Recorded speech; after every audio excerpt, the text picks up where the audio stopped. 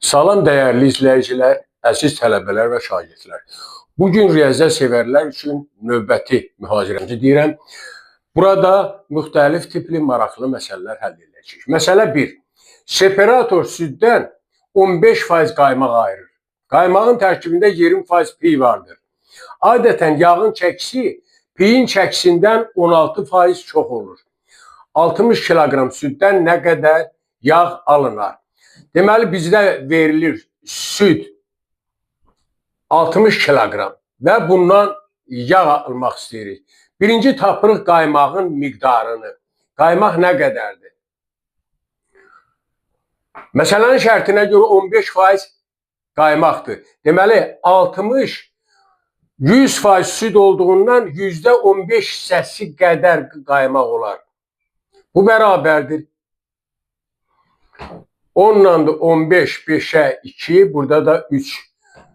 2'de 6 vur 3, 18 bölə 2, bu da bərabərdir 9. Deməli 9 kiloqram qaymaq var. İkinci tapaq piyin miqdarını. Piy nə qədərdir? Piyin miqdarı qaymağın miqdarının 20%'dir. Deməli onda 9'u vuracağıq 20 bölək 100'ə 5'də 9, bu da bərabərdir 1,8 kiloqram piy var.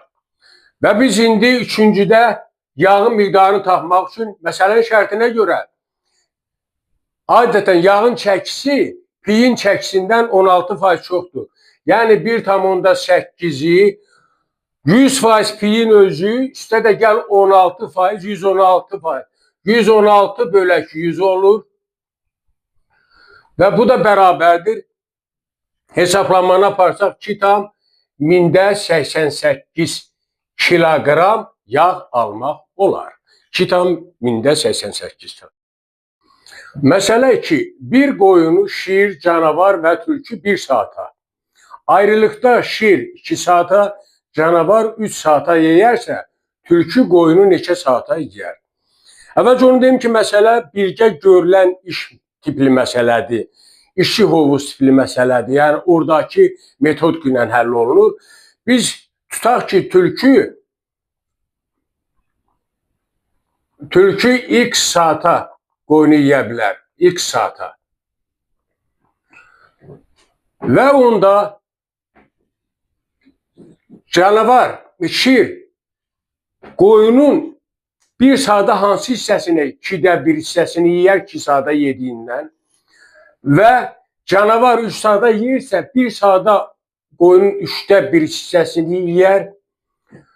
Tülkü x saata yeyirsə 1 saata 1 bölək x hissəsini yeyər və birlikdə 1 saata yediklərindən onda burada alınacaq 1 bölək 1, o da 1'ə bərabərdir və belə bir təliyə alınır. Buradan çıxır ki 1 bölək x bərabərdir. 1 çıxaq 2'də 1, çıxaq 3'də 1. Buradan da alıram.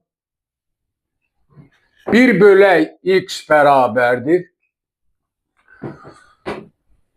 6'da 6 çıxaq 3, çıxaq 2.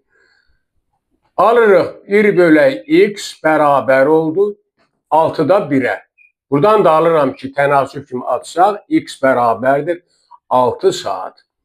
Yəni, bir qoyunu tülkü x bərabərdir 6 saata yeyər. Cavab 6 saat. Məsələ 3. Hörümçəyin 8, böcəyin isə 6 ayağı var. Zöhrab bir qutuya hörümçəkləri və böcəkləri yığdı. Onların sayı 8'dir. Qutuda ayaqların sayı 54 olarsa, neçə hörümçək və böcək var?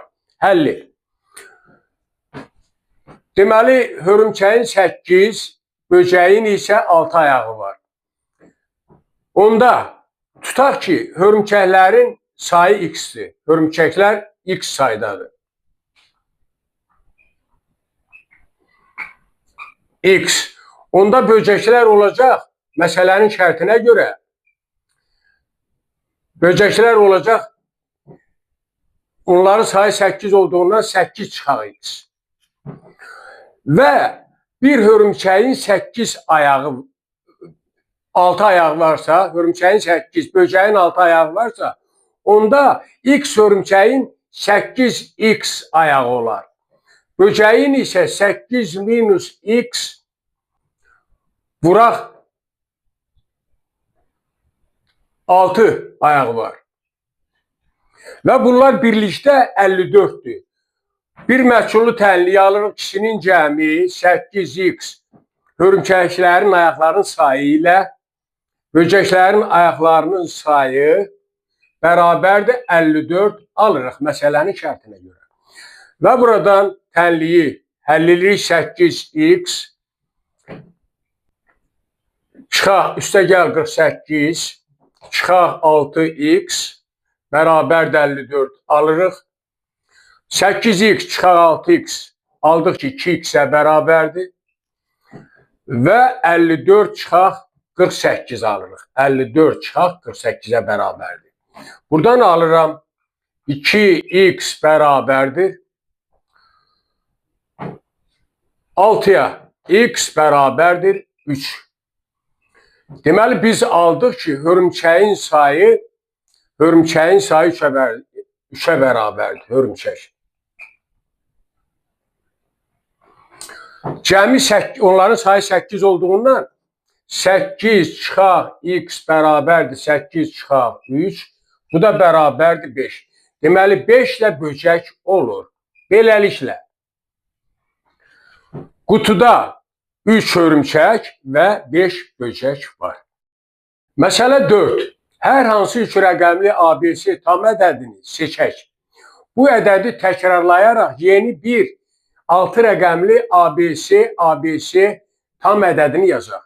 Bu şəkildə yazılan hər bir ədəd 7, 11, 13, 91, 143, 1001 ədədlərinin hər birinə tam bölünür. Niyə? Həlli. Əvvəlcə 7-yə, 11-ə, 13-ə bölmə qaydası deyim.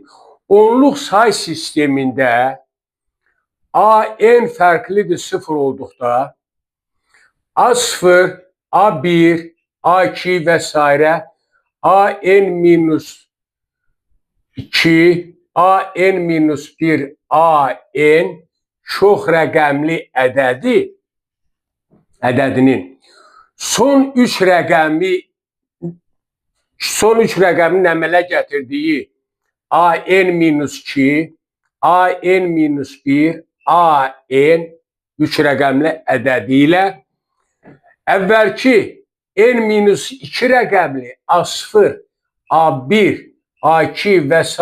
AN-3 ədədlərinin fərqi əgər 7-yə, 11-ə, 13-ə bölünərsə, onda verilən ədədin özü də 7-yə, 11-ə, 13-ə bölünər.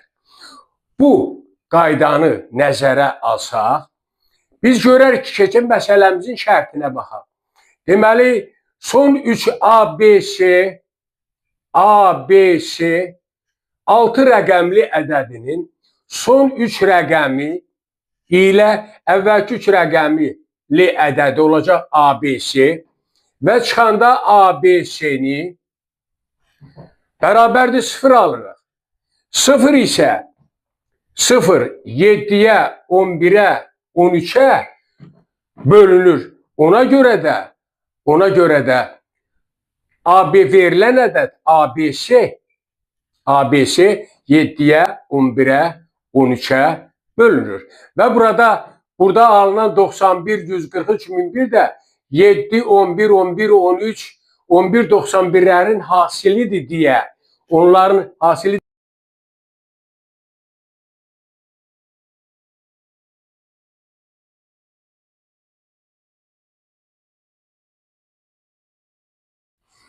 Məsələ 5. Nimdaş sözündəki N və M hərflərinin yanaşı düşməməsi şərti ilə hərfləri neçə müxtəlif vəziyyətdə düzmək olar? Həlli. Deməli, nimdaş sözündə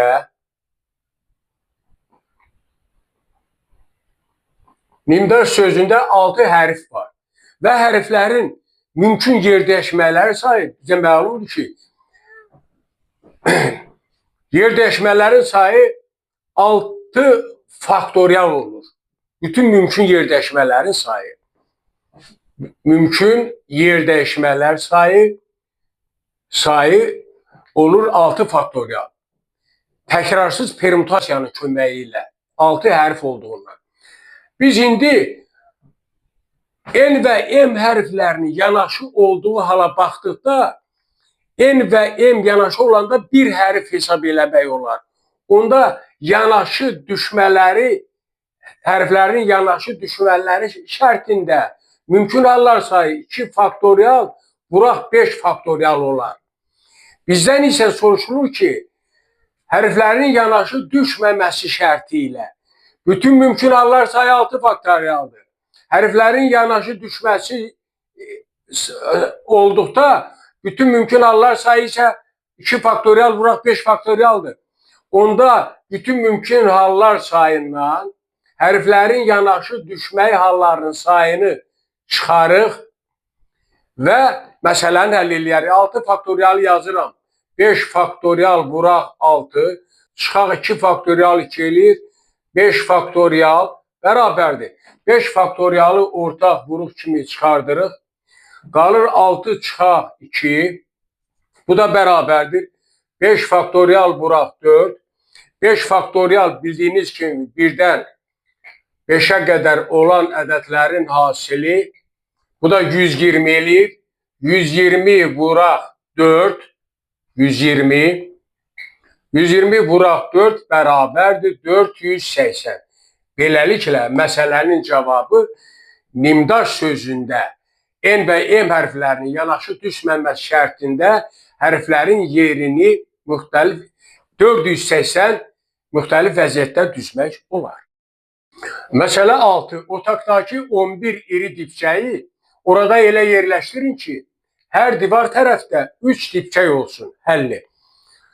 Otaq düzbucaq şəkillidir. Mən onu göstərirəm. Tutaq ki, bu şəkildə otaqda 11 dənə dibçək var. İri dibçək.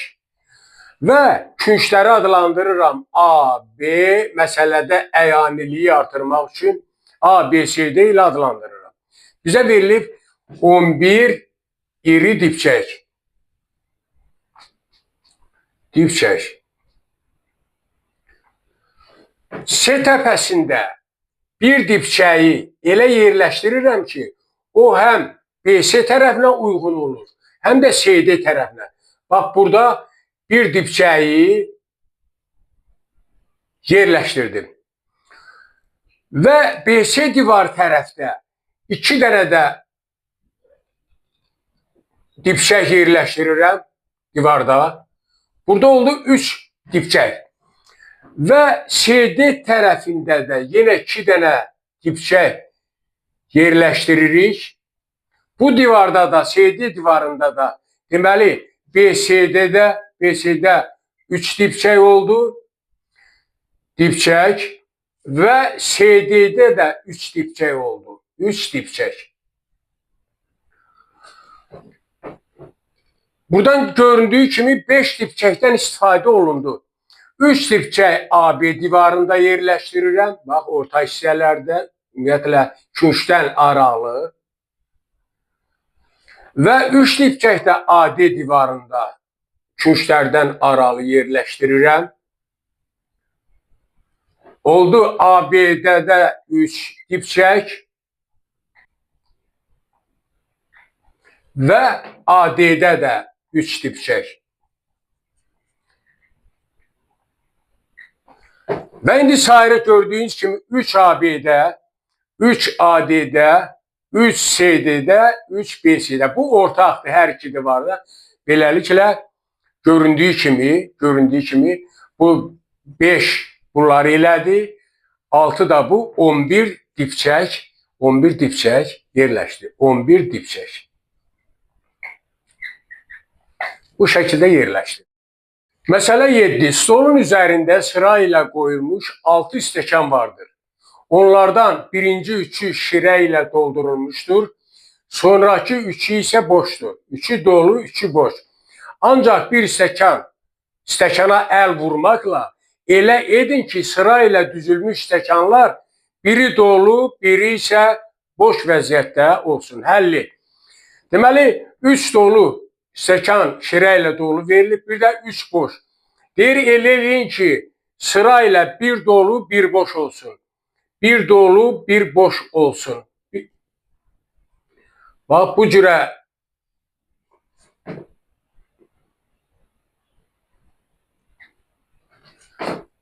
bir stəkan 2, 3, 4, 5, bu da 6-cı stəkan. Bunlar doludur. Bu bir dənəsini götürürəm, ikincini götürürəm, bax bu dolunu.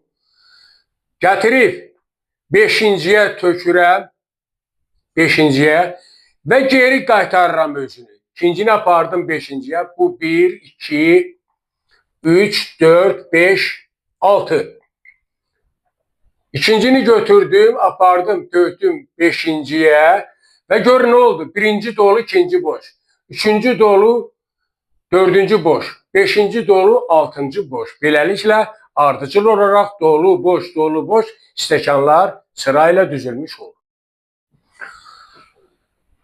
Məsələ 8. 125'in üstü x bərabərdir 5'in üstü 5, onun da üstü 5 olarsa x'i tapın.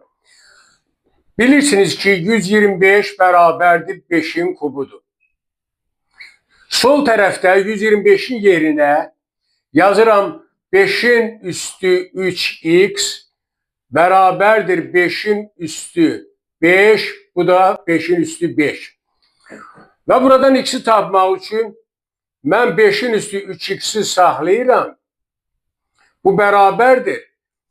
5'in üstündə 5 üstü 5 var. Bax bu ifadə 5 üstü 5. Bu əsas 5'i saxlayıram burada. 5 üstü 5 də 3125 eləyir. 3125. Və bilirik ki a üstü fx üstülü tənliklərdən bərabərdir a üstü jx olarsa fx də elə jx-ə bərabərdir. Buradan çıxır ki bu bərabərlik doğrudur. Bundan istifadə eləyərək mən alıram bu bərabərdir. Əsaslar bərabərdir 5, 5. Onda üstlər də bərabər 3x bərabər olacaq 3125'ə. Buradan da alırıq ki x bərabərdir 3125 bölək 3. 3125 bölək 3.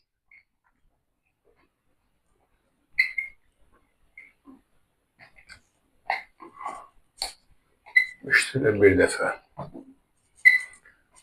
Deməli tapdıq ki bu da bərabərdir 1041 tam 3'də 2. Beləliklə bu şərt daxilində x'in qiyməti x bərabər olur 1041 tam 3'də 2. Bununla da bugünkü dərsimizi bitmiş hesab edirəm. Sağ olun, sağlıqla.